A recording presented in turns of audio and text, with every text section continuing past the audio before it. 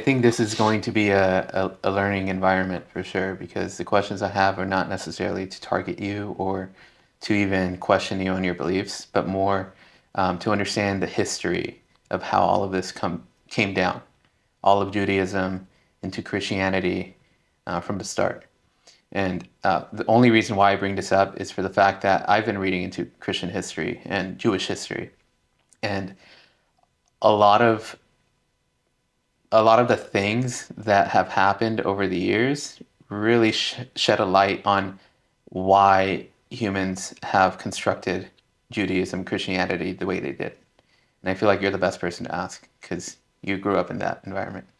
Thank you. All right, I'm looking forward to the questions. Cool. So I guess lay out the Jewish picture, like from the beginning of time to the end of the Torah into the Tanakh, all the way to where Jewish history kind of ends in the Tanakh, and then we'll pick it up from rabbinical Judaism and when that propagated and to where we're at now, essentially.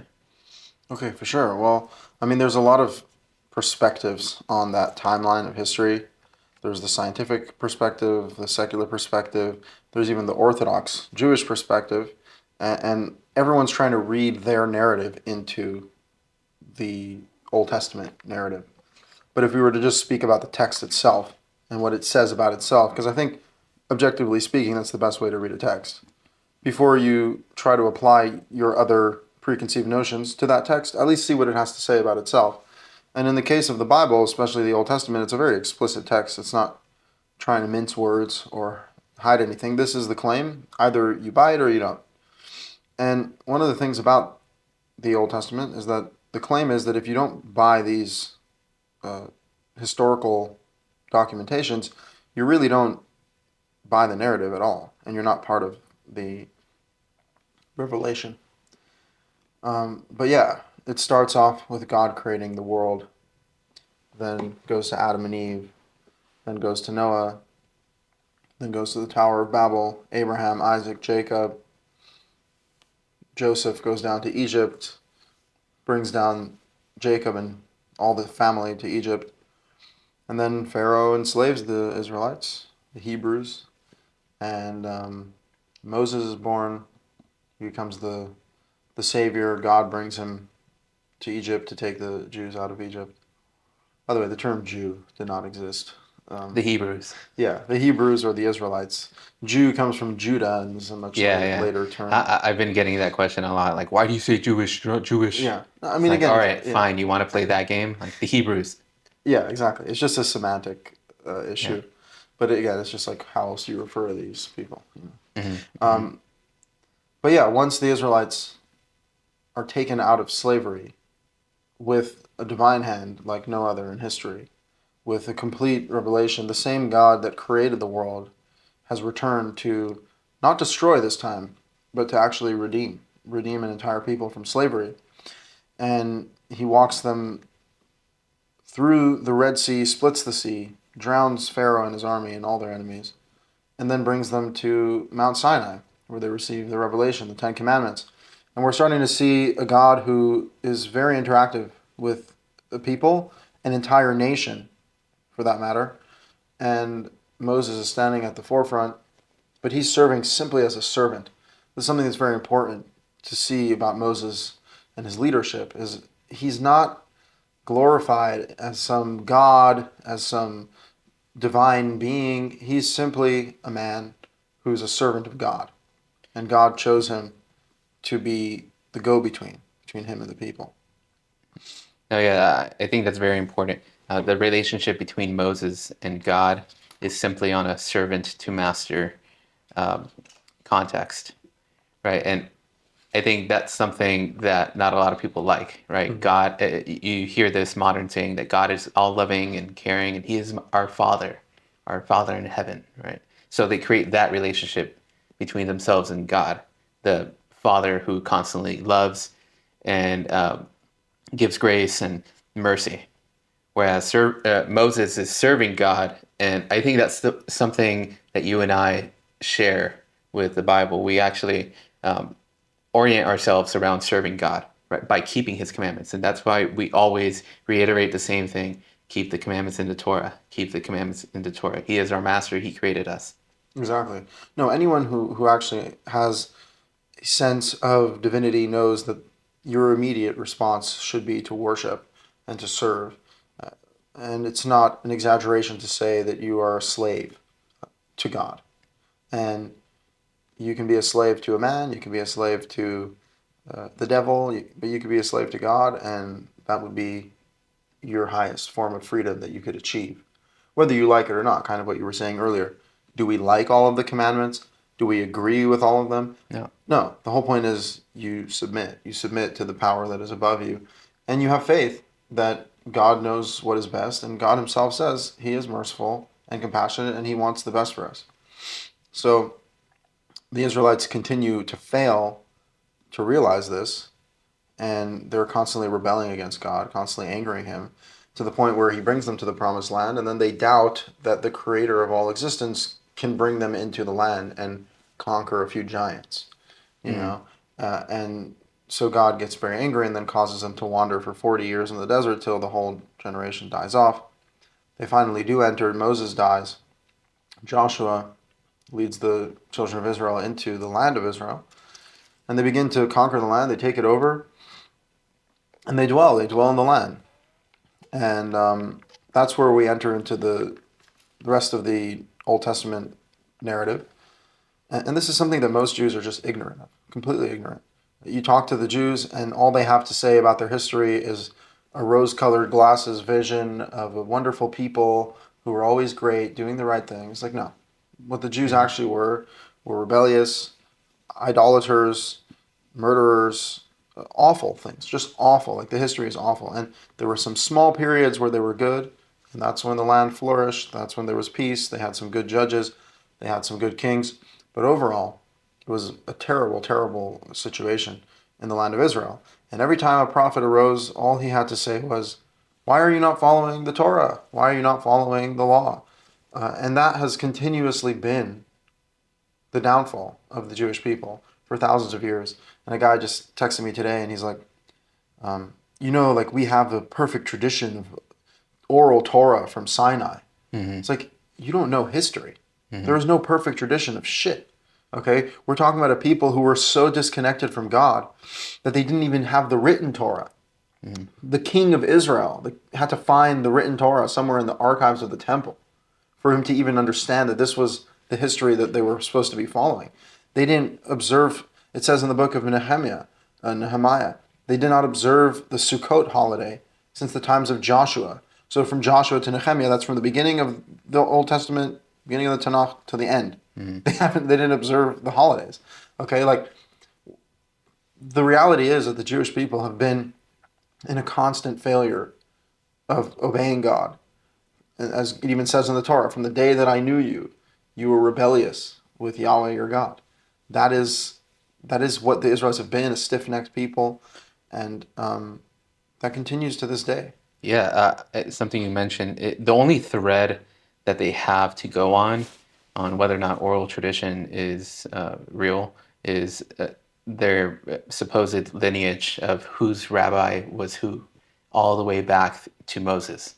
That's the only piece of proof, if you want to call it proof. Yeah. That they have this imaginary lineage all the way back to Moses, and he was the one who transferred the oral law. Yeah, but also That's they're something you had assuming to- that no one broke from Moses. Like just Yeah, because no, exactly. you can trace the fact that in historical succession, people who followed Moses doesn't mean that they actually You were. can do that with anything. Exactly. You could say Like that to Alexander the Great. exactly. You find can just lineage. trace everyone Yeah. back to the No, people that came before them. Christians have the same idea going on, or Catholics, if you want to call it that.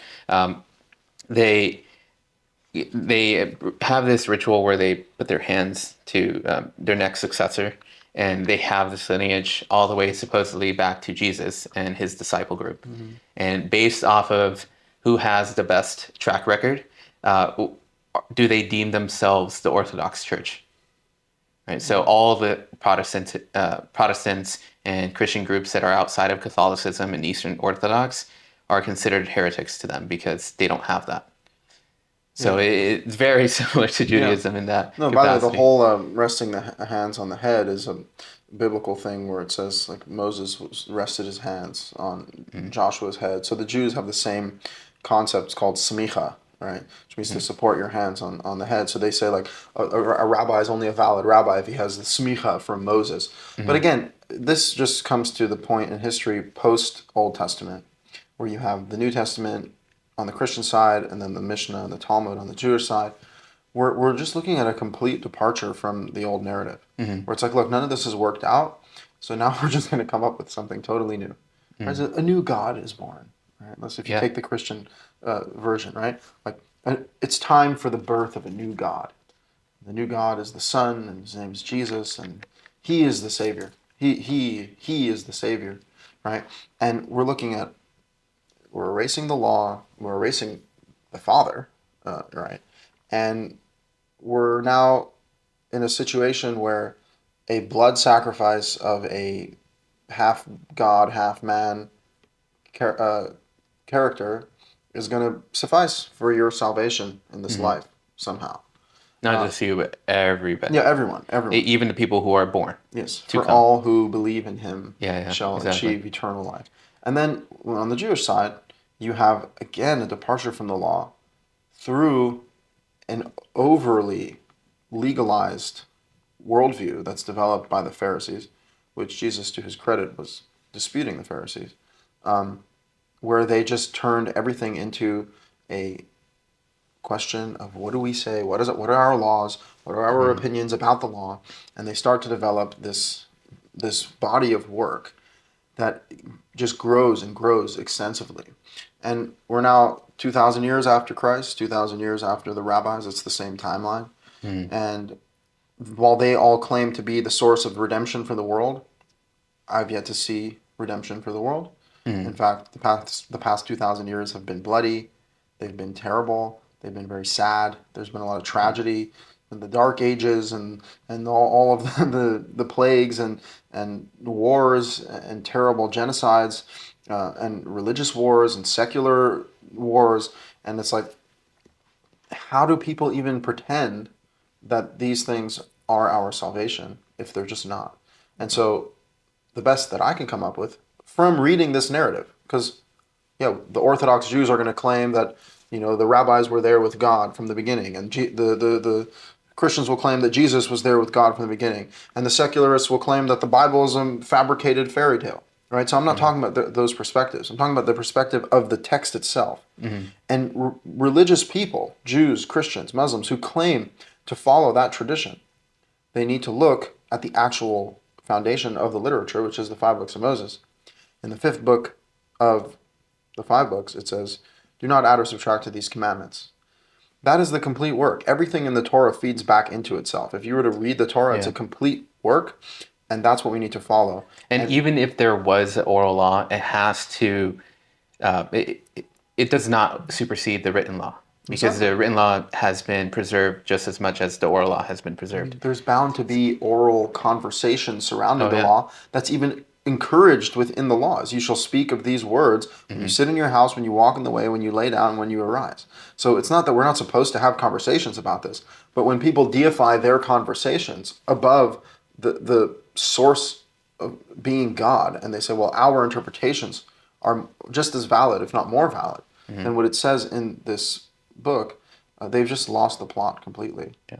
Let's actually back up a little bit because we talked about the history of the Torah, right? Where you follow individuals and this genealogy of people like Noah, Abraham, Isaac, Jacob.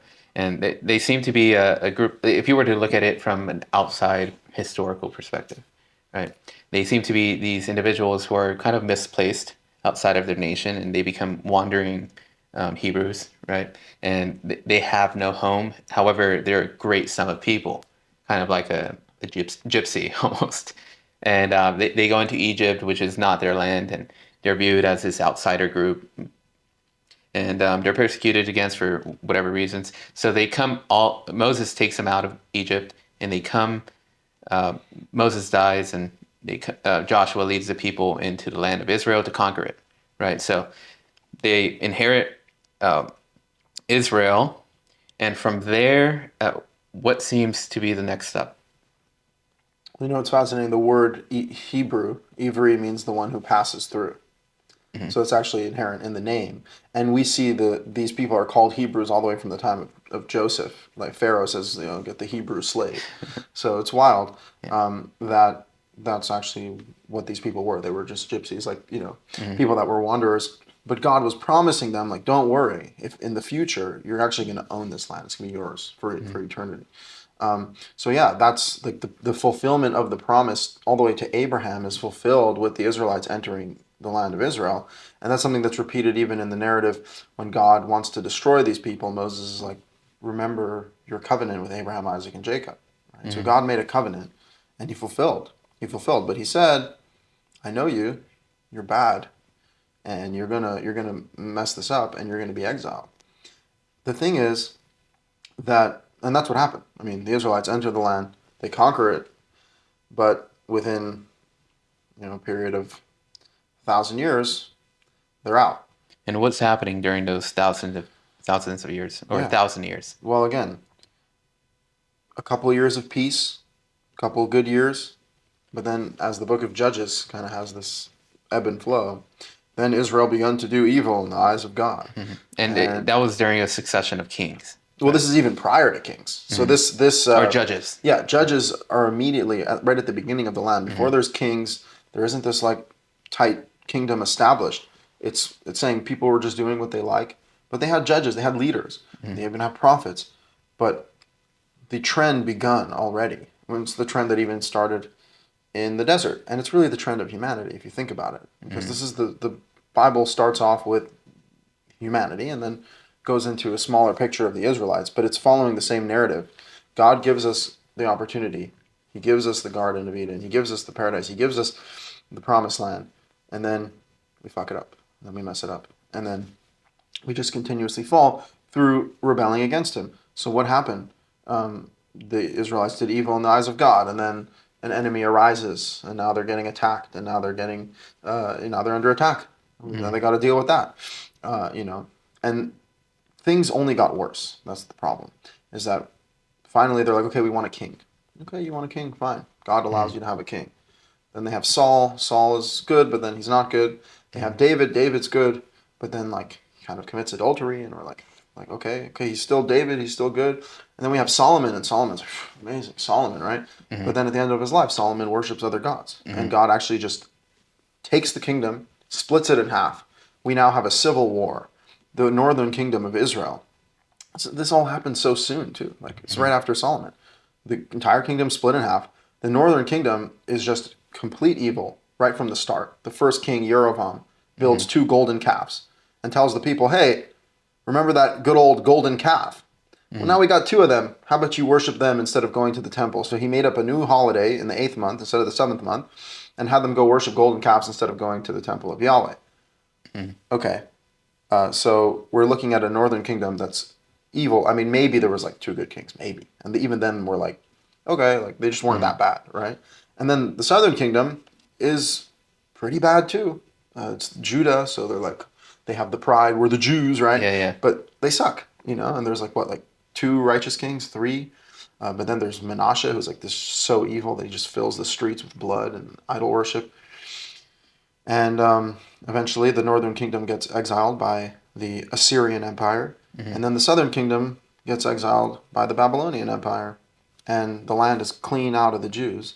And then 70 years later, you have Ezra returning with a group of Jews, but the majority of the Still Israel... under Babylonian exile. Yeah, I mean, they're under Persian rule. No, Persian rule. So like the Persians, now the Babylonians fall. This is all happening under the context of all these evolving empires in the region. Now the Persian Empire, and so Cyrus the Great actually gives them the green light to go back to Israel, but it's still under the Persian Empire. It's the rule of the Persians.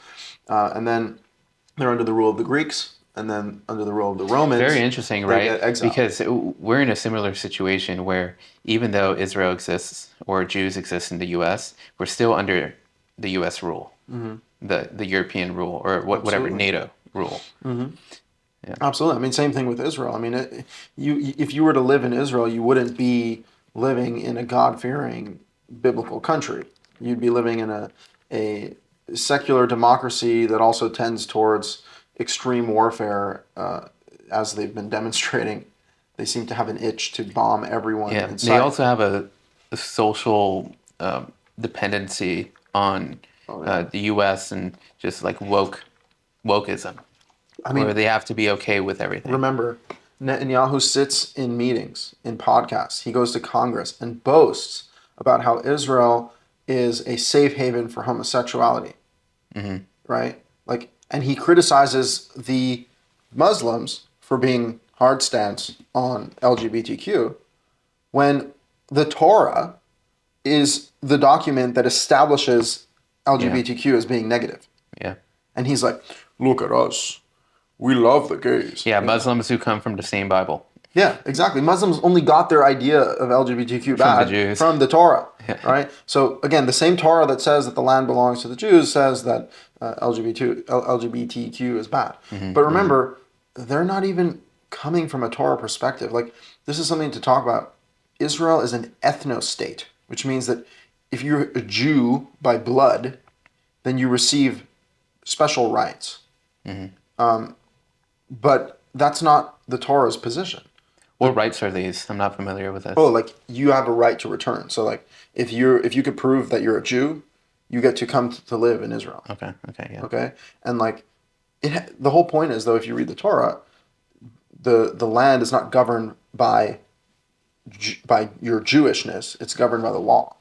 And people can live in the land who are not ethnically Jewish, and as long as they follow the law, they're actually welcome, accepted, and they should be loved and helped additionally.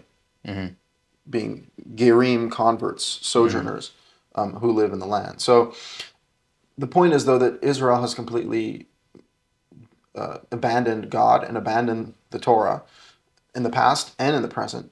And so they don't really have any glue keeping them together other than culture and heritage and collective trauma of all the generations being persecuted.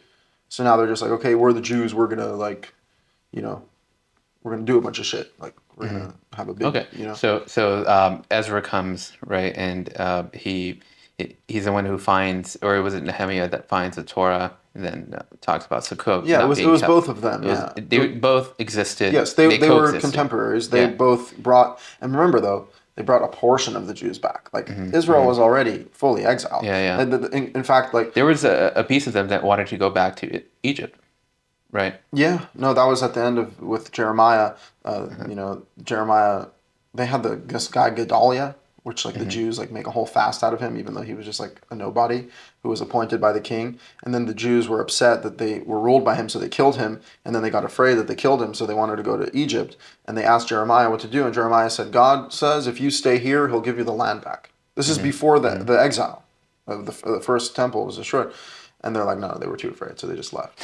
But according to that narrative, they actually could have regained the land and stayed there. But instead, they went to Egypt and they got sold as slaves and all that. But the point to be made here is that this is a trope within Judaism that there's 10 lost tribes. Now, I don't really believe that. But the point is they're saying that all of the northern kingdom was exiled so early on that we don't even know where they are. Like, we don't even know who they are. Well, we have 23andMe now, so we can find out. Oh, exactly. Exactly. No, but I mean, I think the point to be made, though, is that the Jews were already dispersed all over the world, and the return of the Second Temple was a minority of Jews coming back to the land with Ezra.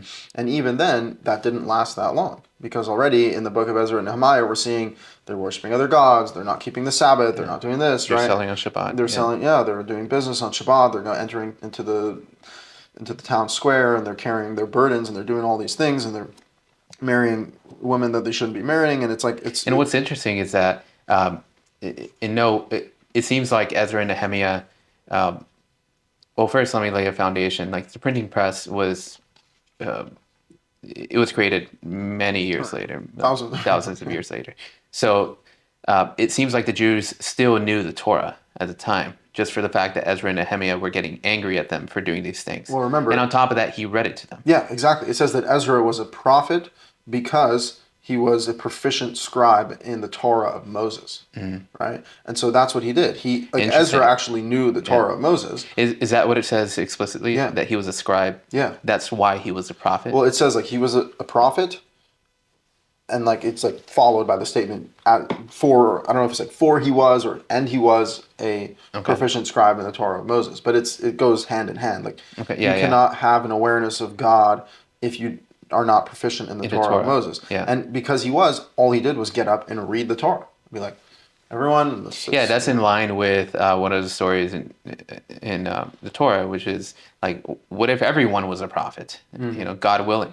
I think right. Moses says that to who was it? Well, so he One said of it the to complainers Joshua. He said it to Joshua when Eldad and Medad started were prophesying in the camp. prophesying in the camp. Yeah, and the whole point is people are like, oh, like why don't we have prophecy?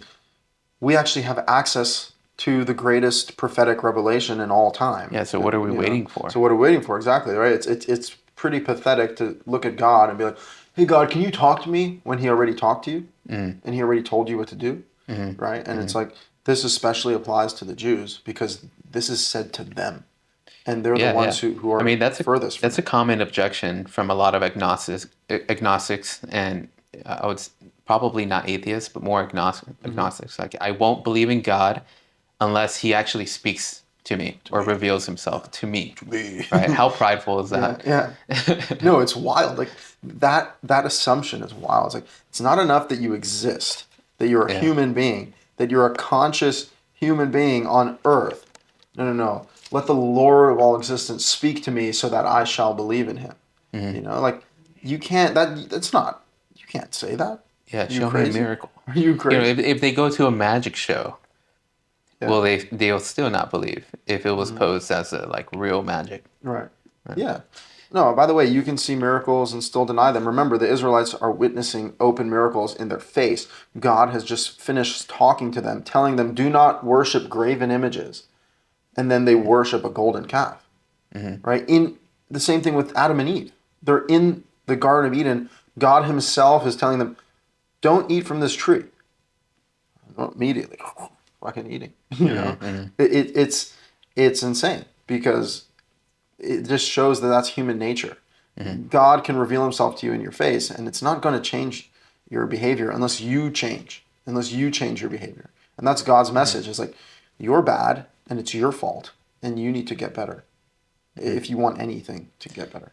I had a dream last night. It's Yeah. pretty interesting. Go ahead. My sister posing as a witness came to tell me that like this whole time my mother has been beating my father, abusing him, or my stepfather. So she tells me that she's been doing it for a long time. Whenever they've gotten into arguments, my mom tends to hit him. And it was because there was this one moment many years ago where my stepfather hit her during an argument. And the years after that, he would restrain himself because he felt so bad and he would let her hit him. And it was until something recently happened where they got into a really bad argument and he humbled her and hit her back. Right. And that's what stopped her again. So I started thinking a little bit too much into it. And I was thinking, like, that's exactly the relationship between God and the Jewish people, or people in general, right? God punishes them, feels bad for many years. The people start going against God for all those years, receiving no punishment in return, just for God to humble them again, right? So do you think it's necessary for God to intervene again in order to humble the people? First of all, it's a pretty wild dream and very accurate symbolism. I mean, you see this Israel compared to a wife, to God's wife, who's like a harlot and cheating on God with other gods, and God is jealous, and so Yeah. He gets angry, and all of that is very real. I mean, do I think it's necessary? Obviously, it's not up to me to decide. Like it's like God decides what to do. All I could say is, in case people are looking for a big red arrow pointing somewhere, there was something that happened less than 100 years ago called the Holocaust. That actually happened, and I grew up reading about that, watching documentaries, seeing footage, and knowing that this is what happened to my people less than 100 years ago. An entire, there were so many Jews in Europe. Like Europe was full of Jews, like kind of like America is today. There's like 5 million Jews in America, and Jews are pretty known presence in America. Okay, imagine that in Europe, Germany and Poland and all that, all of the European all countries. over, Yeah. right? All over. And then within the course of 6 years, 1939 to 1945, they're all gone. And there's maybe like one or two survivors per family. And all they have to say is, we were starved and we were working shifts from 6 a.m. in the morning in the snow with wooden boots, emaciated. I mean, like, this stuff is just beyond description. And the death is frightening, and the evil. And that would be an example of God humbling the Jewish people. And then, even then, he gives them a blessing. He gives them the state of Israel right after that. So in 1945, World War II ends. In 1948, they receive the state of Israel. So it all just comes back to, what are the Jews doing with their blessings? And are they learning from the harsh discipline that God places on us? And like, discipline is one way to put it. Another way to put it is just suffering. God inflicts immense suffering on the Jewish people. And honestly, that scares me. So I just want to know what we can do to make sure these things don't happen again. And it all comes back to the Torah. Believing in that narrative means that there is a response, there is a solution, and the solution is based off of our actions and how well our actions align with God's will or not. And this is something that's like tough to talk about. I was reading Carl Jung yesterday in the Red Book. I'm almost done, but just actually the craziest book I've ever read. I mean, this guy is just different. Nutty. He's nutty. I mean, he is nutty, and he's talking about a world that he exists in that it's not manic. He's actually experiencing crazy communication with like all sorts of spirits and gods and in his dreams, and it's really wild. But one of the things he was just ranting about at the end is like how dare I tell other people? And he's a therapist, by the way. He's a psychoanalyst. His job was to sit down and give Help people others. guidance. Yeah. And he was just ripping himself apart. It's like, look at you, you fool. You barely have your own house in order.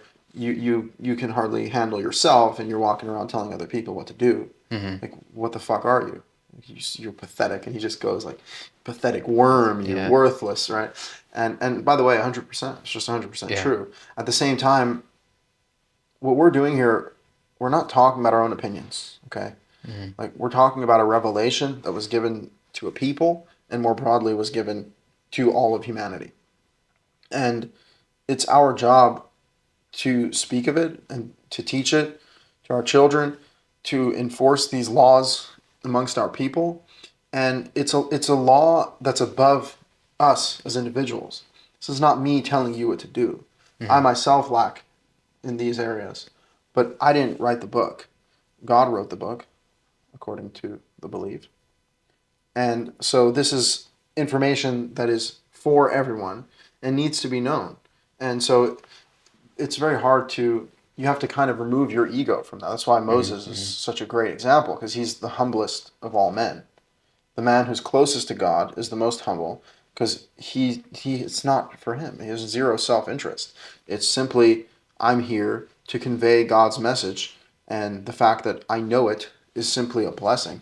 Yeah. But I want everyone to know it, and everyone needs to know it. No, I think that's why that idea of having some sort of brotherly, fatherly relationship with God is just really inaccurate. You can describe it that way if you have some sort of feelings with God, but ultimately you are His servant. Like, if you, and that's exactly like it makes so much sense whenever you go into the laws of the slaves, right? If you're a slave, you do what your master says, and your master shall treat you kindly. So much so that he provides all your livelihood, and you're worth to him double a worker's wage. Like, that's exactly how God treats us as his creation. Even though we've gone against him many times, he's shown his grace, he's shown his mercy with us, and he even does now, right? There's things in your life, there's things in my life, and everybody who's watching where they're not so proud of, and they know they sinned against God. However, we just hope that he treats us well. And from my experience, he still does. So the correct relationship is that he is our Lord, our master, and we are his servants.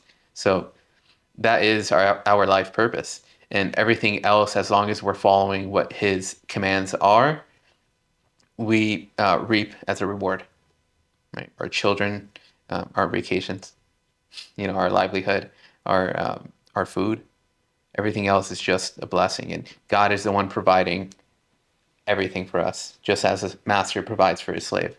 Yeah. Well, look, by the way, that's 100% true. At the same time, there is also a father and son thing going on. God Mm-hmm, says, mm-hmm, "You are my children. I am your father." That is in the Torah too. mm-hmm. So, by the way, Yeah, I will there's more. chastise you as Yeah, I as a father chastises his son, he says, "You are children to Yahweh your God." And then it says, He is your father. It's interesting. It says that He is your Sure. father, your master. Yeah, So right. it's So both, right? that's exactly what a father is. I guess the way I meant to portray it is like the the masculine father is accurate, right? Hmm. But the way it's described is as a feminine father. A feminine father, exactly. Exactly. Like he is my feminine father in He heaven, is my feminine father. who loves me in a feminine way, I love that. That's right? hilarious. No, that's I mean, exact. I mean, by the way, that just completely misses the point of what a father is, right? But actually, the Hebrew word for father, the root word is ava, which means to submit, right? And so, mhm. yeah, the masculine force that submits you, and it's no coincidence that God communicates with us in the masculine. Even though femininity is a divine reality, God insists on being called a father in the Yeah. masculine. And what's interesting, you said this in the past where you said it's almost like the masculine sphere engulfs the feminine sphere, Mm. whereas the feminine only exists in the masculine. Hmm. And I feel like that's very accurate. I Yeah. can't really describe it, but it sounds right. Yeah, again, it's like the masculine submits the feminine, and the Mhm. feminine is submitted to the masculine.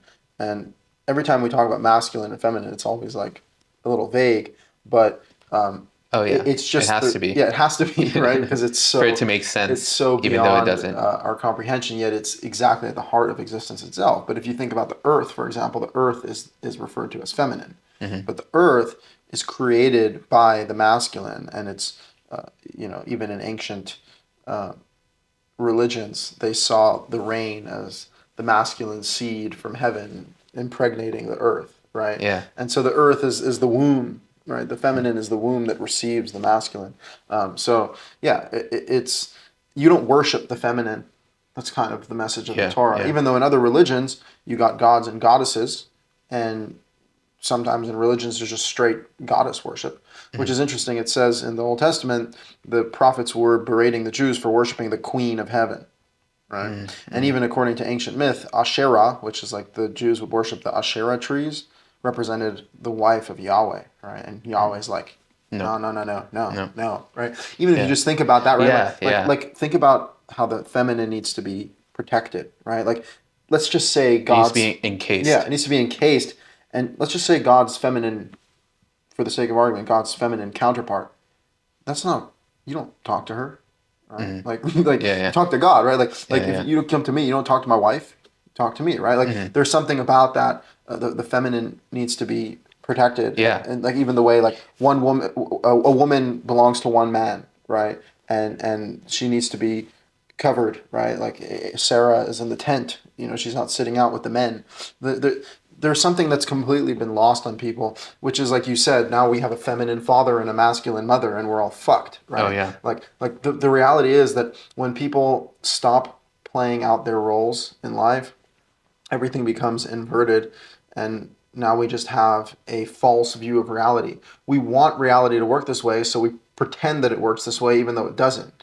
And you see this with like the modern movie franchise where you have the badass bitch who's just kicking the ass of like 50 men. And you're like, this is Hmm. not real in any universe. But they're trying to create a fake reality because that's what the reality they want to live in. It's Hmm. like, that's not Hmm. going to work. You cannot fake Well, reality. let's talk about whenever you do enter that sphere or that new reality. It's very exciting to have new revelations revealed to you. Now, when you start opening the floodgates of femininity and its divine aspects, you start to dissolve the structure that's provided by the masculine sphere. So you start trying to develop and enjoying that feminine relationship where everything goes, right? How grand is this? The fact that there's all this chaos. And let me just, that's God. That's God to me. Yeah. Like, of course, I want to be with him where he's okay with anything. And like all the structured commandments that exist within the masculine sphere are, I don't believe it. You know, I believe in the fact that God is everything, everywhere, all at once, and there's no rules except for the fact that I have my single prideful relationship with Him through this retarded aspect. Yeah. By the way, I've heard it so much from people that are agnostic atheists who completely deny the text of the Torah as being true. Yet they're like, I believe in God. God, what is God to me? What do I feel God is? Yeah, And it always is some sort of like, I'm overwhelmed by the chaos of existence. and I'm that is just, God. yeah, and that is God, right? Yeah, And because it's so much bigger in my yeah, mind. yeah, yeah. And by the way, that just remember, it's like a tornado will fuck you up. Okay, like it doesn't take a lot to overwhelm a human being, right? And so there's so many forces in existence. If every force that overwhelms you is God, there is quite literally an infinity amount of gods. But the whole point of the Torah is that the Elohim, the gods, are one, and that's Yahweh, and He's above all the gods. And so if existence was just a bunch of chaotic forces, then there's no point at which they meet. There's no point at which there's a unity or an order in any of them. But the whole point is that there's a force in existence. This is the Torah's claim. There's a force in existence that unifies all of the forces, that is above all of them, the God of gods, the Lord of lords, And He has spoken. and He has spoken, and He is one, and He has created all of this, and we're all of us, from the tiniest speck of dust to a bug to a human to an angel to a demon, whatever the fuck exists, we all bow to Him. And what does that create? That creates a reality in which there is a supreme order, despite the vastness and the chaos and everything that exists. At the end of the day, there is an order, and it's echoed in the prophets. Like the day will come when everyone will bow to God, and everyone will understand that He is the one. And again, we wouldn't have these things if we didn't have the revelation. That's the importance of the prophecy. That's the importance of these texts. And if people are just going to wake up in 2025 and start working with their feelings, we're looking at an extremely corrupt world. And that's just the direct result of people not acknowledging. And by the way, democracy is supposed to be the solution for this. Yeah, human beings deciding morality. Yeah, no, seriously. That's the current solution to all of it. Absolutely. And we've seen democracy in the U.S. was created under a God-given pretense. Yeah.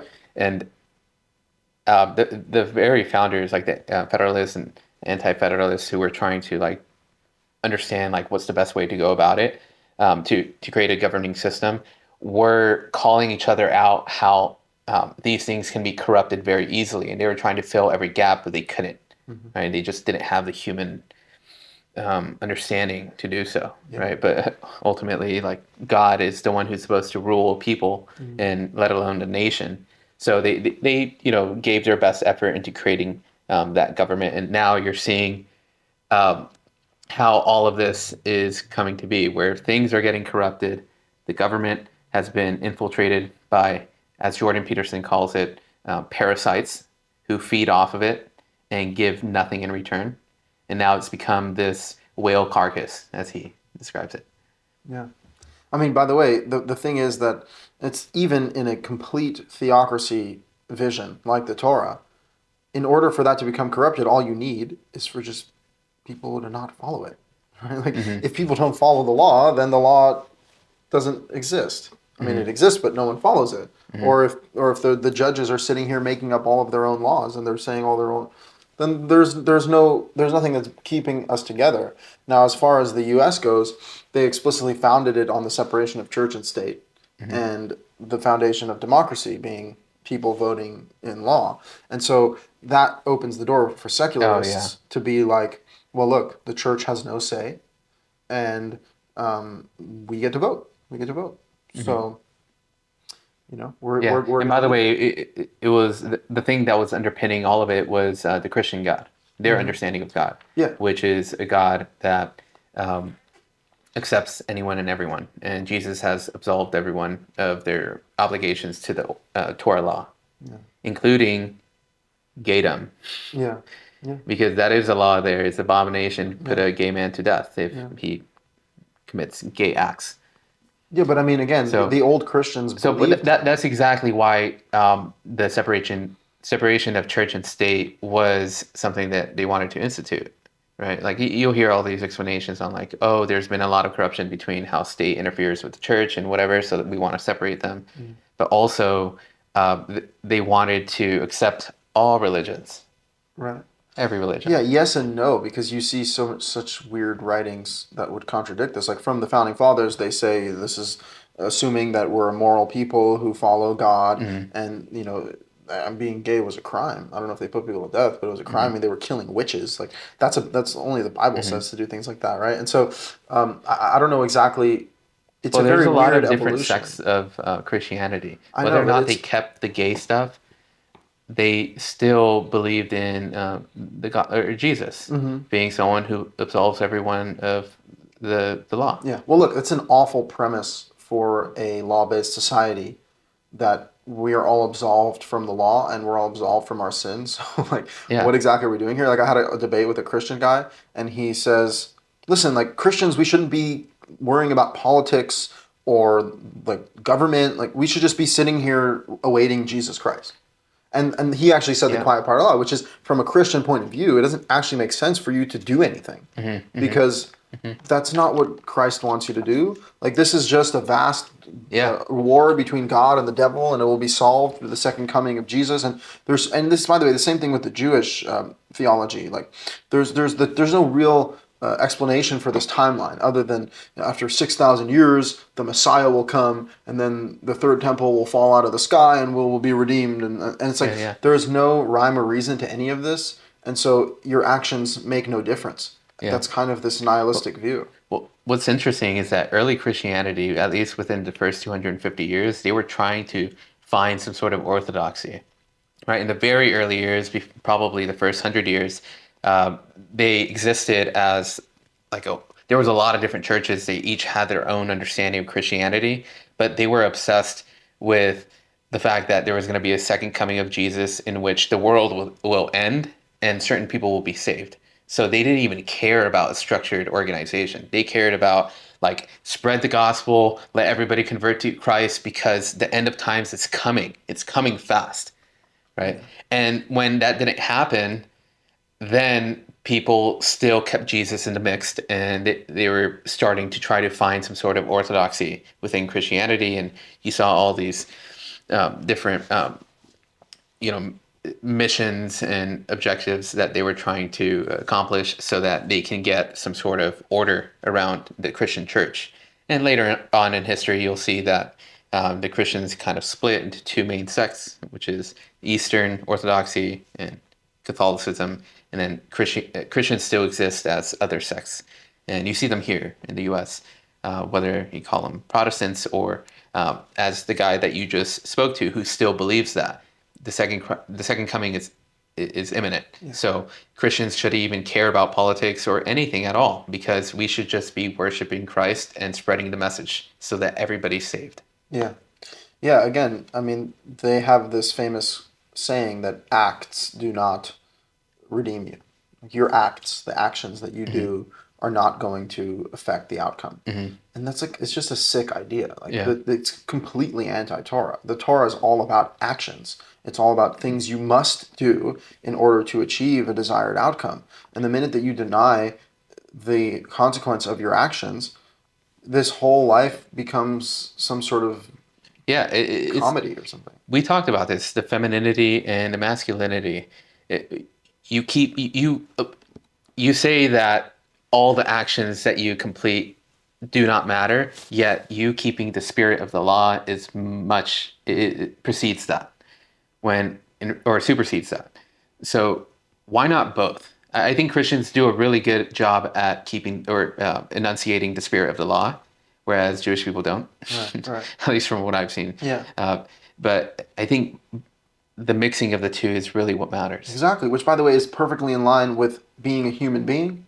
Like, And are by the we way, the not Torah teaches this. Torah is not exactly? black and white with their Exactly. commandments. Exactly. But I'm saying, isn't that what it means to be a human being? You are a spiritual and a physical being, and you require both spiritual and physical commandments and actions in order to achieve that. And one of the good examples is circumcision. Circumcision of the heart and circumcision of the flesh, right? A spiritual circumcision and a physical circumcision. And so the Christians will be like, well, that physical circumcision, you don't need that shit, Yeah, right? you Paul, just need to. you don't need that. You don't need that, right? It's like, why not both? Woo, right? Like that's that the whole the Torah's point is you need both actually, and you see this in Jewish mysticism too, even in Jewish rational thinking, the disconnect between the physical and the spiritual, the idea that the material world is somehow disgusting or needless, and we're just here as some sort of punishment, and it's all about the afterlife or the next world or something different, a purely spiritual existence, then we'll be united with God, right? It's like, what makes you think that a material existence is Well, that's at something that odds I with thought. God? That's something what I thought, and it was in the story of the Garden of Eden, where God clothed them with skin. I read that as humans did not have flesh in the beginning, Yeah. and Well, by they the way, became flesh and were susceptible to death after God clothed them. That's the way I interpreted it. I understand. I mean, But that's even then, not just your interpretation. That's Yeah. that's a classic like mystical reading of it. But if you just read it was original literally, to me, at least. okay, cool, and I understand why you might think that. But if you just read it simply, God already made man out of dust, out of earth. Okay, so He didn't make man out of some spiritual matter. He made him out of dust, right? That was prior to the sin. And what it says is that He clothed him with like loincloths made out of. So it was a way to cover their nakedness, I made think the out way of skin, I think the translation I read, or even I don't leather. remember. You could say. Yeah, like, yeah. because leather. You and brought skin. this up to me. I don't know if you remember that conversation. Do you? About what? About the skin thing.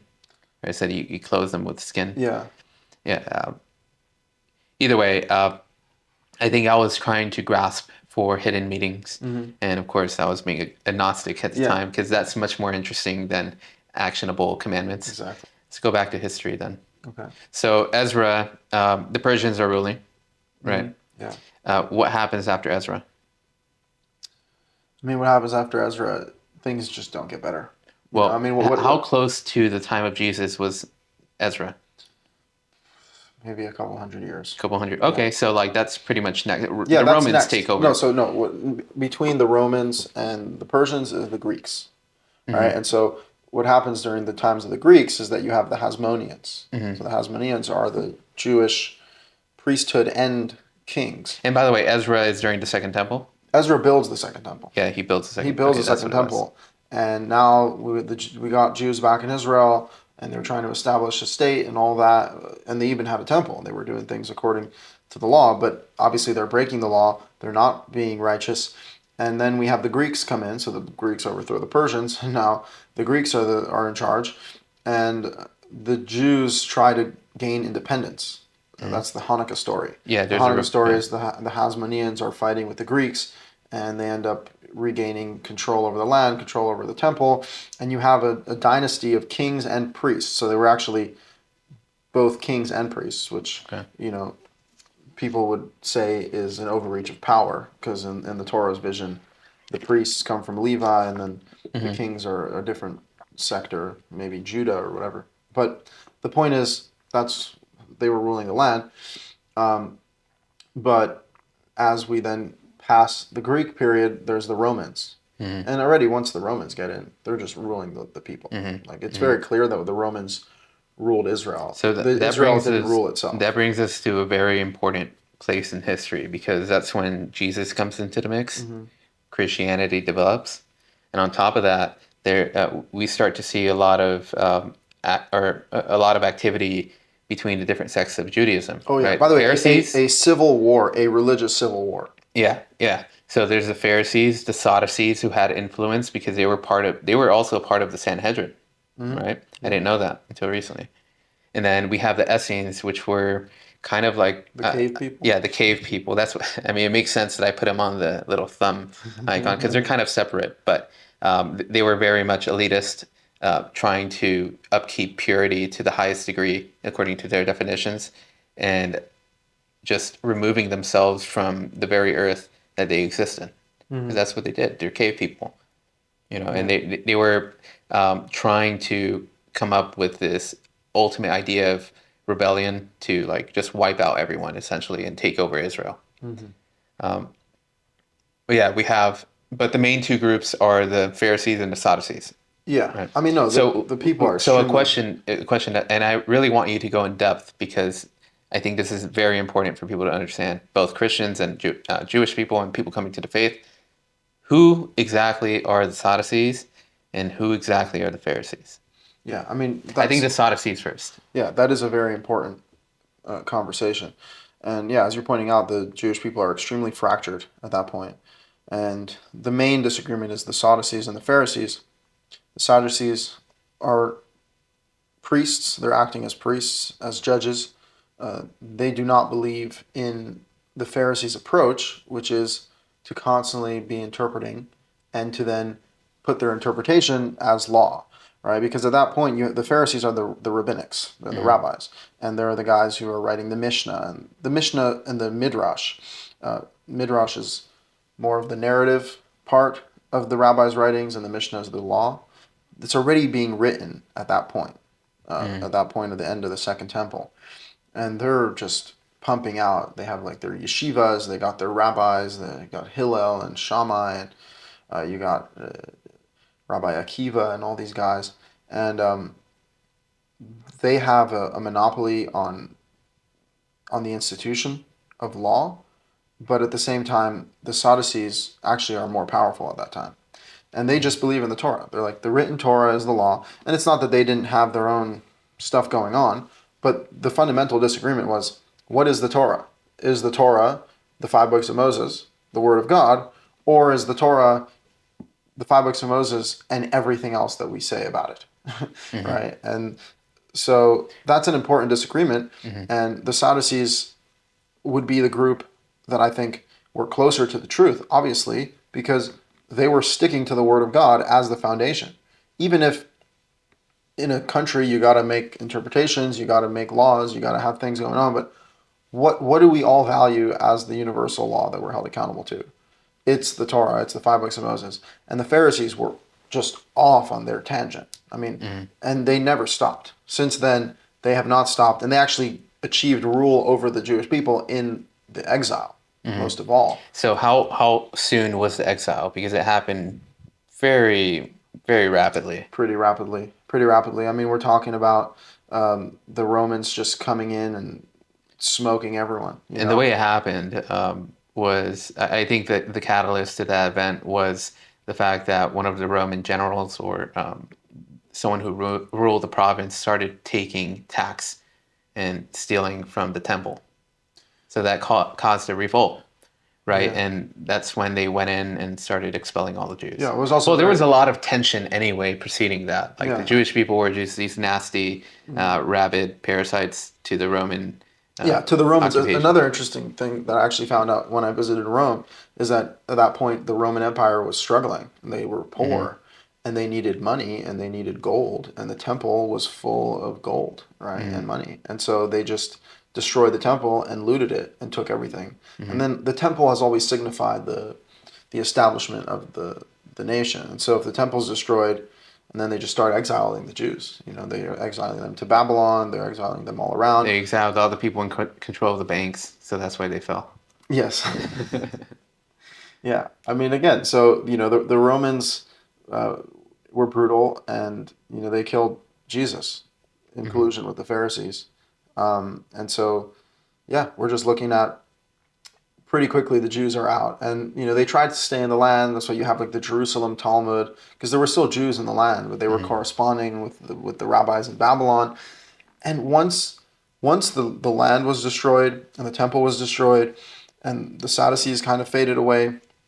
All that was left was the Pharisees and their rule over the Jewish people. And so since then, we've basically had a split in Judaism, which is the rabbinites, and then there's the secular Jews, right? And so like it's been like a slow trickle of Jews leaving Judaism to become secular to the point where we are now, where the majority of Jews are secular. They're not even religious. But as far as the religious Jews, the Pharisees maintained rulership. Let's also remember, because it's something we can relate to now, as far as like how Rome ruled a certain territory that contained a lot of different types of people. Just as the U.S. rules the U.S. that contains a lot of different types of people who have different beliefs. So the Roman state was very much like where we are now, where There's an empire. there's many different religions that existed. There was trends that existed, and there was many different gods, right? So during that time, Jewish people, civilians, Gentiles, different cities were influenced by not only the Jewish God, but also by all the other gods. So it became a very nasty mix of who worshipped who, and what ideas can I grab from the Greek culture, from this culture or this culture. And it all kind of got mixed up into this weird Gnosticism that existed not only in Judaism, but also in early Christianity. And everybody kind of just chose their own gods. So I just wanted to point that out, because it gives you a flavor of what the people were like during that time. Yeah, this even started during the Greeks. I mean, the Greeks started the Great Revolution, the philosophers, all of that, right? And so already then you have the Hellenized Jews who are adopting Greek culture and Greek ideology And applying it to and Judaism. applying it to Judaism. And so you're already seeing Judaism is fracturing because people no longer find the Torah to even be sufficient. They now It's need no longer relevant, yeah, just it's like not it is relevant. today, Exactly. It's not the Torah loses its relevance really quickly. when there's no established government by the Israelites. Exactly. Yeah, especially because they're being ruled by the Greeks, they're being ruled Yeah. by the Romans. So people usually just submit to the highest power. Yeah, even though they're being persecuted, they look the other way and just say, "Oh, well, like I have my garlic and my meat, so I'll just like lounge around, and when I'm off my 9 to 5, I'll go ahead and see like what am I into today? Should I read Yeah. Plato? What is being shown at the theater? Yeah. Yeah, they have Who is your god today? Who have you yeah. learned from? Well, I mean, in the Greeks and the Romans, I mean, they just developed such a vast picture of the gods. Oh yeah. I mean, like such also fascinating literature of Let like, alone the very emperors were considered appointed by God, yeah, or by they their God. themselves were gods, or Yeah. they were appointed by gods, and they're having all these rituals. Yeah, and the Jewish people were the only religion that didn't or they didn't recognize the God of Rome. Yeah, right, exactly. By definition, they're always worshiping Yahweh. Like if you're a Jew, you can never. The idea of worship another monotheism god. was very foreign to that region. Oh yeah, yeah. I mean, again, everything about their religion was the more gods, the merrier. You know, and so there were not gods, goddesses, fathers, sons. You know, there's cheating scandals. This god's cheating on that god, and this goddess is whoring around.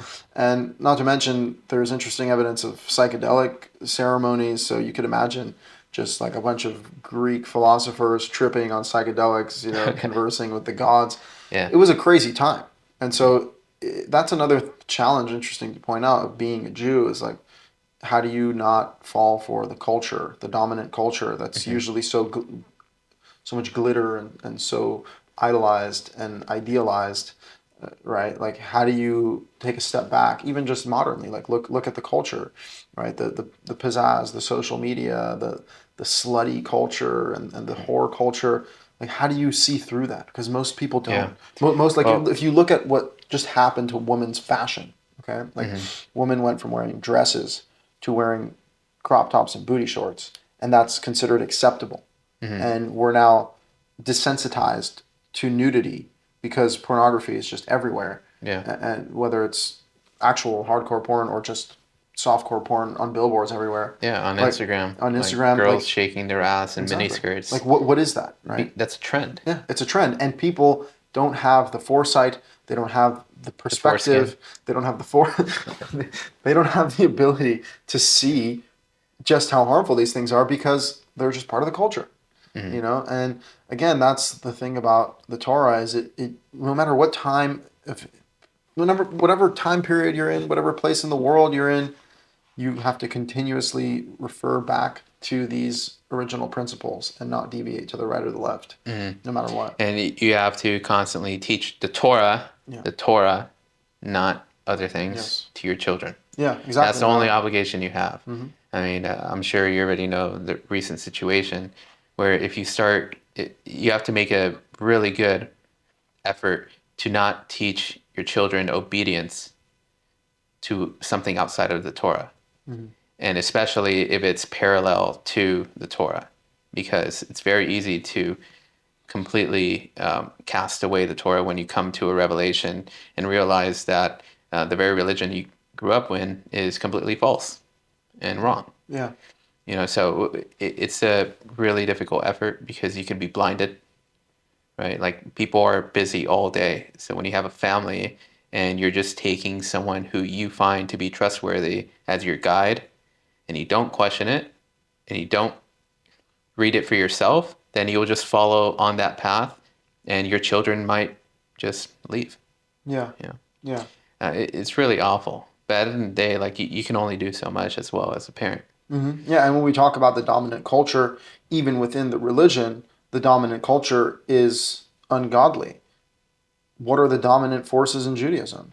Orthodoxy, Reform, like none of them are actually following the Torah, right? Hmm. So even if you were to just say, okay, I'm not a Greek, I'm not a Roman, I'm not an atheist, I'm a Jew, right? And I go to synagogue and I go to temple and I follow all the things and I send my kids to Jewish school and all this. No, like that's not going to cut it Hmm. because the institutions are corrupted. They do not represent the Torah. They're not teaching Torah. They're teaching Kabbalah. They're teaching mysticism. They're teaching folklore. They're teaching Hmm. false law. They're teaching halacha. Halacha is literally just a development of thousands of opinions of rabbis telling you to do a bunch of strange things that the Torah never tells you to do, Hmm. requiring you to live an entirely different lifestyle than the one that God is encouraging you to live. And people don't even know how to differentiate between what is from God and what is from man because it's all just a package deal, Yeah. right? And Yeah. as you said, when people become disillusioned with Judaism because it's such a disaster, they just throw the baby out with the bathwater because they can't Hmm. differentiate what is the baby and what is the dirty bathwater. It's all Hmm. just one big thing. They just toss it out. Yep. Yeah. Yep. Especially when you're infected by the bathwater.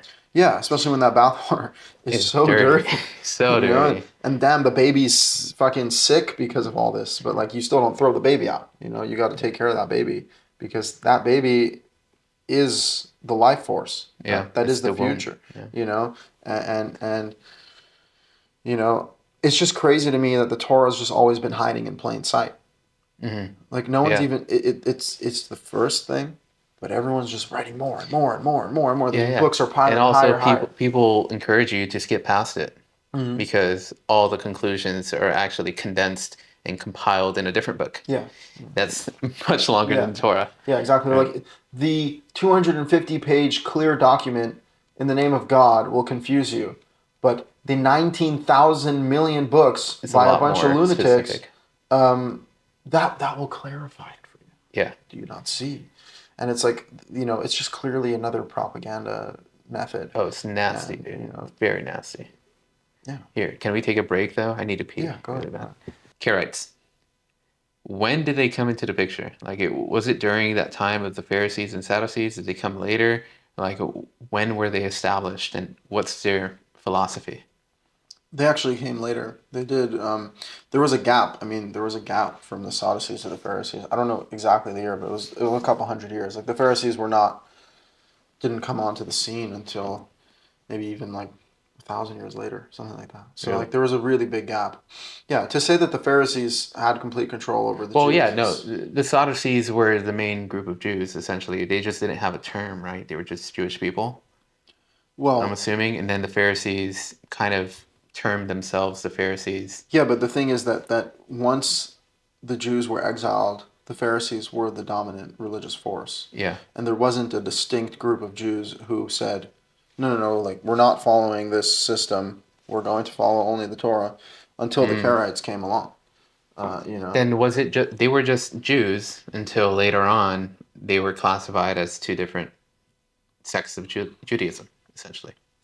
Well, not really, because all of the Jews were seemingly following the Pharisees. Obviously I wasn't there, so I don't know. Maybe people privately held different beliefs. Yeah, yeah. But as far as a actual developed group of Jews who were vocal about the fact that they didn't follow the Pharisees' rules, that would really just be the Karaites.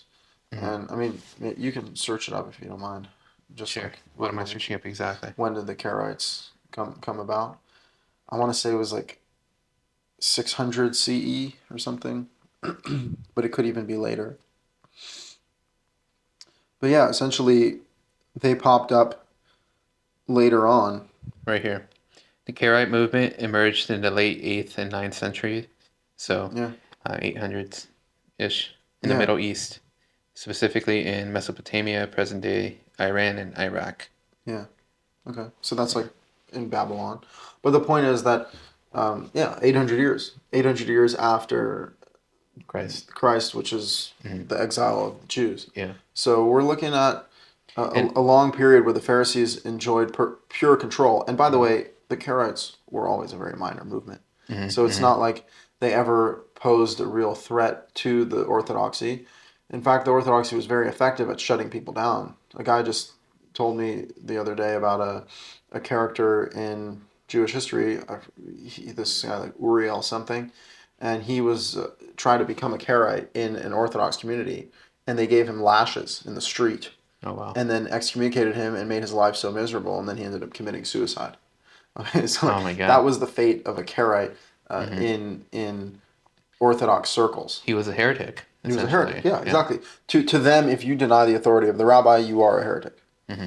Period. You're a heretic now. Yes. Dang. Yeah. That's an awful title. Isn't Karaite also a term ascribed to these people? Because you said it meant cut off. No. So that's actually a misconception. So karet means cut off. Correct. Karaite really just comes from the word in Hebrew would be karaim. Kara means the verse, the writing. So there are people that just follow the writing, the written law, and not the oral law. But they also follow all of the Tanakh, essentially. Yes. So that's the thing is the Kara refers to all of the Tanakh. Now, would you call them a Messianic Jew? I mean, Messianic Jews believe in Jesus, essentially, but yes, they are more Messianic because they believe in the Tanakh. So, like, I wouldn't ascribe faith to the entire Tanakh in the way I do to the Torah, although I appreciate the Tanakh. The Tanakh brings in ideas of messianic prophecies and the resurrection of the dead and all sorts of things like that. And I have no idea what the future is going to bring. So I'm not saying these things will not happen or they cannot happen, but it's definitely not Torah beliefs, and they're not Torah-centered ideologies, and it has nothing to do with what you should be. How should you be acting right now? Should you be forcing yourself to believe a bunch of strange ideas about corpses coming out of their grave when God never talks about that, right? Like, what does God want you to do? He wants you to live. He wants you to live this life and be well and be righteous. And the whole idea of a Messiah Savior being the culmination of history is when the Messiah comes is an awful way to construct redemption. The Torah's redemption story, Deuteronomy chapter 30, you and your children return to God and He will redeem you. I say this all the time, and I won't stop saying it because that is the pathway to redemption, the individual and the family unit being redeemed by God. Did you hear anything about Isn't that very interesting? The family unit itself doesn't mean an entire nation or an entire world. Exactly. That's the thing. Is like the power lies in the individual and the family unit, and the Savior is God. Did you hear a word about a Messiah? No. The worship, the end goal towards a Messiah is an awful ideology. It's just a sick ideology, and I don't even think it's justified by the prophets. Like, at the end of the day, yes, the prophets may harp on like the great leader, the Davidic lineage, and the redeem, but that's not even the core of what they're saying. Like, just because they're talking about a great leader doesn't mean that that's the whole purpose of our journey through history is to arrive at the coming of the Messiah. That's a later Jewish idea. That's a rabbinic idea. That's a Jewish idea that then the Christians adopt. But even from the Old Well, the Testament, Jewish people adopt and then eventually spread to the Gentiles. yeah, exactly. But it's in no way even the message of the Old Testament. Like you're not walking away from the Old Testament being like, oh, the Messiah. Like it's such a minor narrative. Oh yeah, At the you end of get the you day. get influenced by that idea through other people Yes, rather than the text itself. absolutely. Yeah. And From the you would have to like literally fucking search constantly in order to come to that conclusion yourself. yes, you have to Isn't that find insane? the one I wouldn't text. I wouldn't even have thought of the Messiah if I didn't already have that impregnated in my Exactly. mind. Exactly. Exactly. And we've read the Old Testament. We read it Yeah. together. That's not, you're not walking No, away that's not being the like main point. the Messiah. No, not Yeah. at all. You're walking away being like follow God, follow His commandments, and all of the mentions of great leaders are simply people who have good attributes and who are divine people who are blessed by God. And that's not like one person per se. These attributes are available to everyone. So again, to limit yourself under the leadership of another person would just defeat the purpose of your own humanity. And so you, your family, God, that's the unit that you need to be looking at. And let God appoint whatever leaders He wants.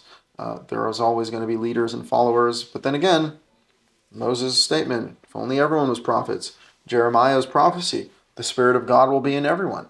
Right? There's a place to get to where we're actually maybe this is a little too idealistic, but there's a place to get to where we are even beyond all of these labels. And there's just like Unity. unity of consciousness and of goodness. And there is utility to positions like priesthood and judges, but that's not coming from the fact that those people are your savior. They're not your savior. God is your savior. They're just they have a job. It's a job. Like someone's job is to plant the field, another person's job is to execute murderers. Like that's just what it takes, or to do temple sacrifices. By the way, Messiah just means anointed. The high priest is anointed.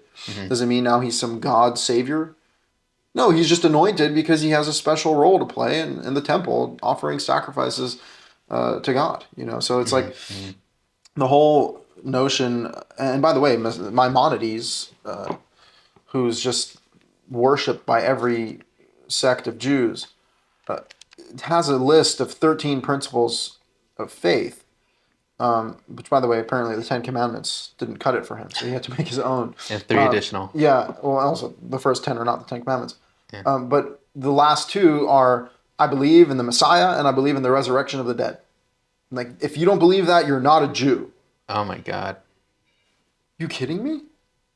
Right? It's like it's all propaganda. It's all man-made ideologies, man-made law, and what we're looking at is a religion that claims to be the religion of the Torah, yet it is completely removed from the original text, incorporating tons and tons of their own ideologies, their own viewpoints, their own interpretations, their own laws.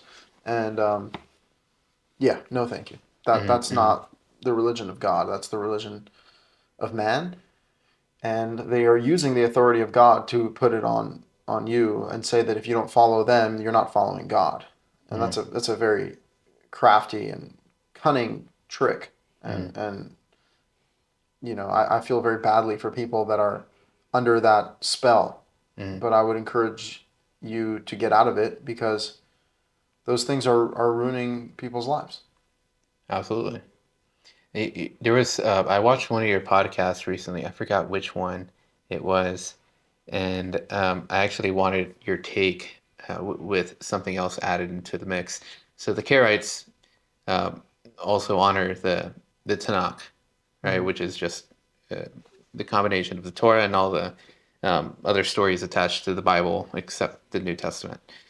So there's a story in Joshua, like right from the start after Moses, where he executes a family for the sin of one man, Yeah. right, which is against Torah law. Mm-hmm.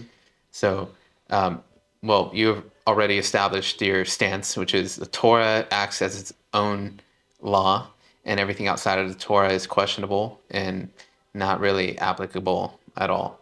However, the history still stands. Like it seems like God is on his side based Yeah, off of because the the plague actions stops. afterwards. The Yeah, plague the stops plague once he stops kills once them. he kills him. Yeah. So if you know this, like, what do the Karaites make out of it, and what do you make out of that? I mean, look, I'm not Joshua, so Joshua had a lot more divine inspiration than I Mm-hmm. do. Where I stand, you cannot make judgments like that, you know? And like we're talking about a time where there was extreme presence of God and some dramatic act was necessary in order to stifle the plague, which was destroying the people. And plus, they were losing the war, right? And so there was so much at stake. At the same time, though, you can't just take that as precedent to start making up Mm-hmm. whatever laws you want. So I think protecting human life is going to be the better way to go. And I even think this approach should apply to the Palestinians. Like what's going on in Mm-hmm. Israel. Like there's so little care for the Palestinians' lives, just because why? Just because like you're a Jew and you own this land. Like that's not how this works. They're human beings. They've been Mm-hmm. living there for 2,000 years. And by the way, I understand they're very difficult to deal with because they're quite a Just violent like the bunch. Jews Just were difficult to deal with. yeah, all the Jews are extremely difficult to deal with, and they're dealing with Palestinians who are quite a violent bunch and don't want them there. So there's going to they need to come to some agreement on both sides. Mm-hmm. But at the same time, the lack of care for human life is never okay. It's just never okay, and God literally says, "Do not murder." So Mm-hmm. I don't see a justification. I really don't see a justification for what Joshua did, other than the fact that it seemed that God let it pass and was like, "Okay, this is going to work as a sacrifice." Mm-hmm. Mm-hmm. But I just wouldn't extrapolate that as precedent to then reenact something of the like, because it's so extreme to kill children for their father's sin. Mm-hmm. I mean, the Torah itself says not to do that. Fathers Mm-hmm. should not die for the sins of their sons should not die for the sins of their fathers. Like it's not the correct way to do law. So I don't know exactly what was motivating Joshua, and clearly that worked in the moment. I mean, you even see something like that with David, where the guy comes to him and says, "I saw Saul," because you know how Saul tried to kill himself, Mm-hmm. Mm-hmm. and he fell on his sword, and then he was about to die, but the the Philistines were coming and they were about to get him, Yeah, yeah. and so he calls out to this Amalekite Mm-hmm. convert or something, and he's like, "Come kill me so that I don't Yeah. get killed by them," and he went and killed Mm-hmm. Saul, and David said, "How dare you, Mm-hmm. like raise your hand to the anointed Murder. one of Yeah. God," and he killed him, but like he didn't even do it because he doesn't say you were a murderer. He said like, Mm-hmm. "How dare you raise your hand to the anointed one of Yeah. God," right? So Yeah. it was like Yeah. this like treason. He's the Yeah. Yeah. king. It was kind of it wasn't a Torah judgment. It was Mm-hmm. like a king's honor Yeah. Yeah. judgment. And again, I don't know where these things come from. Mm-hmm. I'm not. I don't think that we're accountable to the actions of people. We're accountable to the laws of God. And so, God gives power to prophets and kings to do things, Mm-hmm. but not everything they do is right. Mm-hmm. Mm-hmm. And all Yeah. we have is God's law. Yeah, you brought up a really good point about the Palestinians because it gives that new perspective. Whereas Jewish people, before they had land, were always the outsiders that were the tough ones to deal with because they have this like weird elite system where they keep to themselves. They also like do sacrifices, and they don't respect in their eyes they don't respect their gods, right? So there's this like issue to deal with, the problem to deal with, right? So in this sense, Israel occupies that territory, and now they have to deal with the Gaza or the people who in Gaza and the Palestinians there. I mean, ideally, what they do is learn from their past, not treat them like they were treated, and just establish rule. Mm. They just take over Gaza, and they take it over. They execute and cast judgment on those who are murderers and going against them, but everyone else just like use them as conspirators or like CIA agents to like Mm. give away the terrorists that are in that region. Yeah. Instead, what they've done is they've leveled the entire city displaced every single person who lives there. 2 million people. They've destroyed all of their homes. They've wiped everything to the floor. These people are starving. They have no homes. They're actually in the process of removing them. Like, even Trump was like, yeah, we should just like get them out of there, right? So they just basically want to get them out of the land and take it over, and they're in the process of doing that. And like, how do you dispossess 2 million people without causing immense suffering and starvation and death, right? And like, it just it's very harmful, and I'm sick and tired of having to defend Israel for doing bullshit. Like, No, they're not acting with the compassion that is expected of them, and they're like, oh, why do you hold us to a higher account? I don't know, maybe because you're the Jewish people. Oh yeah. Like, maybe because you yourself walk around moralizing and pretending like you're the people of God. Well, what exactly does that mean? Does that mean that you just get rid of all the people who were living in the land before you? Like, that's not. No. And remember, there are innocent civilians. They're not Hamas. Little babies are not Hamas. Women and children, they're not Hamas. Even most of the men are not Hamas. So like, that's not going to work. It's not going to work. And the world is infuriated. And on top of that, not that they're even organized. They use that excuse as to say like, oh, we don't know where they are, so we just like, get pieces of information and we execute based off of that. It's like, why not just fucking like go boots to the ground and march in?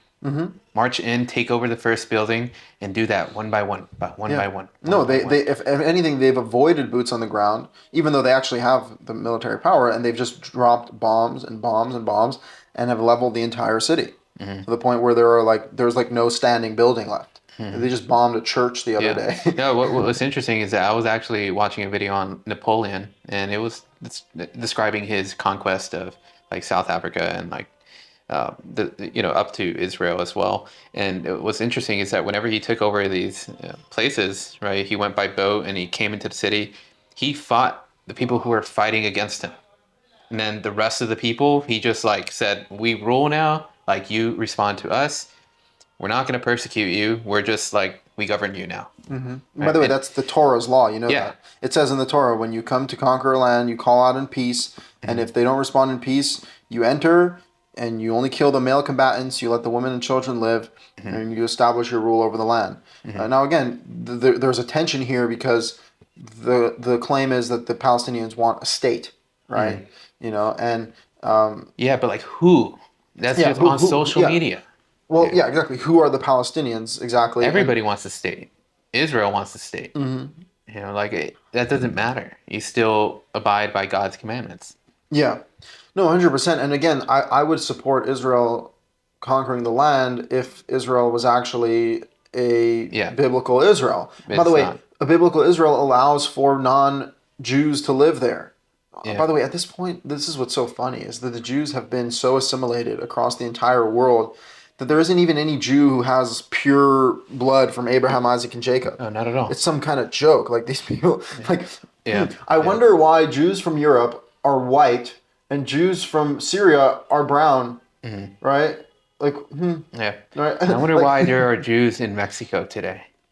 How in the world? How, like, clearly these people have been assimilated for thousands of years in whatever culture they've lived in, and they're trying to hide it because they're like, I'm a Jew. No, that's not how this works. We're all human beings, and honestly, the nation of Israel are the people who want to live by those laws. Otherwise, what does it mean to be an Israelite? It has no definition. What's interesting is that Hitler and his government, what they were doing when they were trying to identify all the Jews is actually making every person prepare documents proving that their past three descendants were not Jewish and German. So you had to have like official files, and each person one by one was proving their genealogy. And that's how they identify Jews, and they would, establish you either as German or a Jew based off of that. I mean, but remember, if you had a three-generation convert, you had a three-generation convert. Now they're a Jew on the record, right? So that's how this works. Being a Jew is just someone who proclaims themselves, "I am a Jew. I am under this label. I am bound by these laws." Mm-hmm. Now you're a Jew, and within a couple generations, you're completely assimilated into the people. Mm-hmm. You know, and now there's you really no way to differentiate. Yeah, yeah. But either way, like I think what's difficult is if you look at the history of the Jews, even in the Tanakh, there were Jews like the prophets Jeremiah that still abided by the Jewish law during that time, even though it was completely corrupt. Mm-hmm. So there is a certain empathy towards people who follow the laws in place because you want to protect yourself, choose life always, Mm-hmm. right? So Israel is acting like that right now. Like whether or not they actually label themselves as a God-fearing society, they have control over Israel and they have certain laws, and the very people that live there should be calling them out every single day, just Yeah, like the prophets have. of course. Except the people who live there are either secularists Hmm. or Orthodox Jews, and neither of those extremes represent the Torah. And Hmm. so, like Orthodox Jews are Jewish supremacists, Hmm. and they're actually the powerful ones in the government right now. Netanyahu's government is very much backed by the Orthodox Jews, and they're Jewish supremacists who walk around saying a good Palestinian is a dead Palestinian, and they're just, again, it's part of their insane mindset, Hmm. which is Talmudic in nature, the dehumanization of non-Jews and the lack of care for human life when it's not a Jew. That's an Orthodox Jewish Hmm. stance, and it's despicable. Definitely. But yeah, I mean, Well, we're here to create a much more uh, correct understanding of the Torah, a humanized version of it, which is what the Torah actually is. mhm. Of course, it starts off with a human story, and then the revelation to Israel is not confined only to Israel.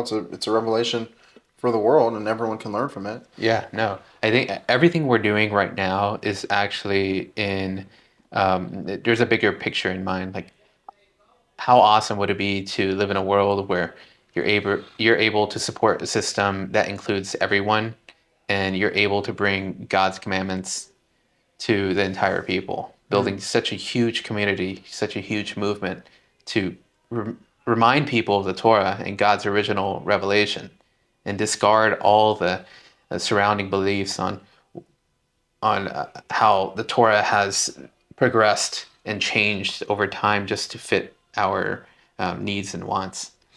So that's something we are pursuing at the moment, and it's really, you want to continue, finish it off? Okay, I mean, I'll just let you know that me and Chris partnered in this endeavor.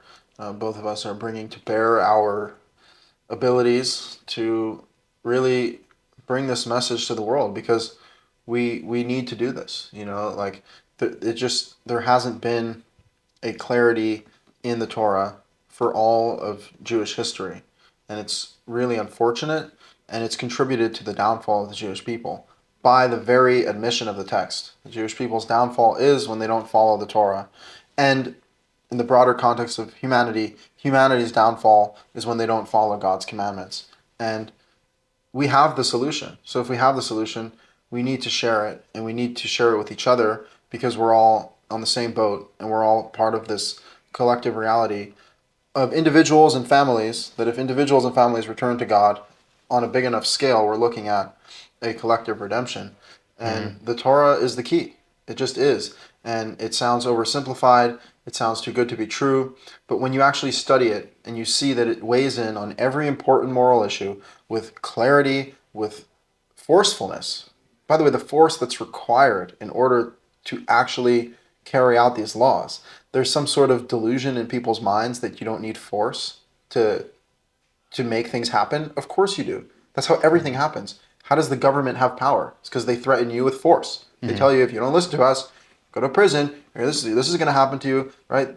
Force is what keeps things in play. That's the masculine order, the power. Mm-hmm. And the question is, what is worthy of force? Well, what's even more divine to that is rather than pursuing this for the sake of redemption, we're pursuing it for the promised result, which is all the blessings that God has listed to give to us if we just follow his commandments.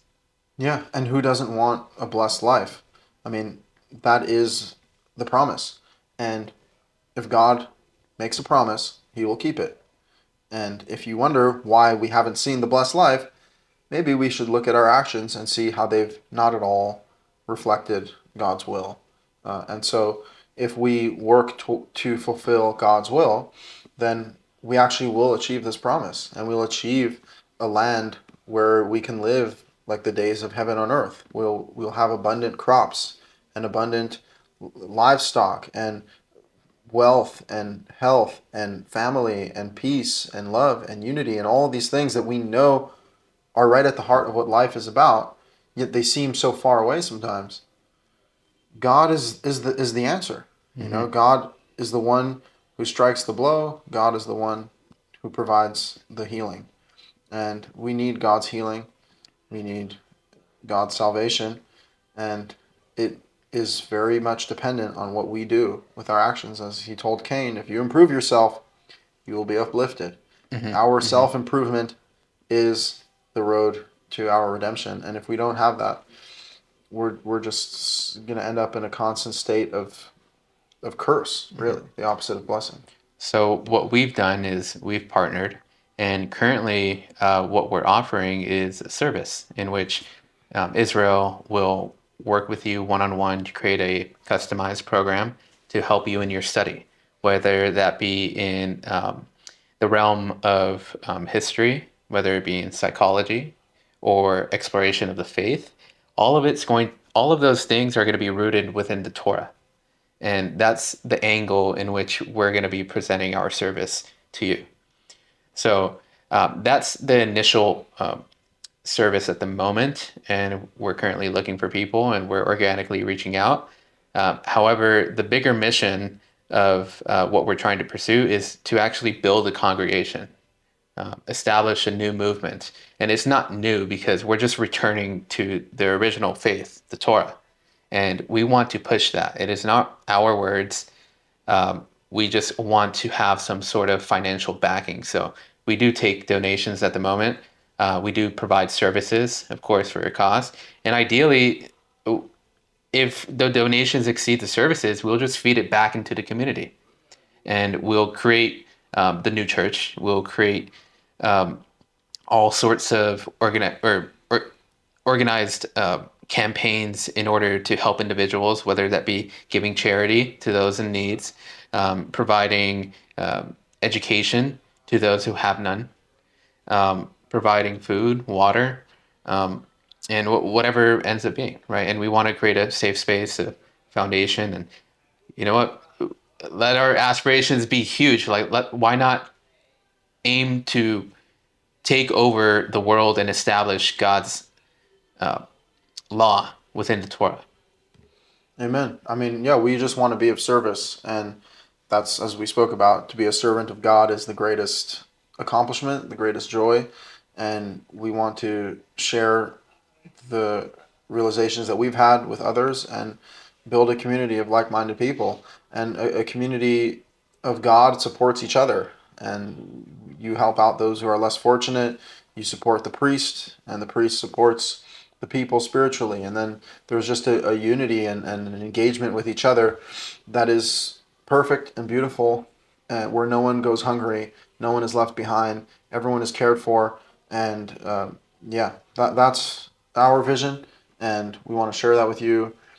If you are looking for further education in the Torah, we are here, and we want to share. And Sure. Yeah, there's two things. If you want to engage in that program that we're offering, feel free to reach out to us. If you want to join our free weekly Zoom meeting that Israel already hosts and has a pretty good community on, please do. We answer questions.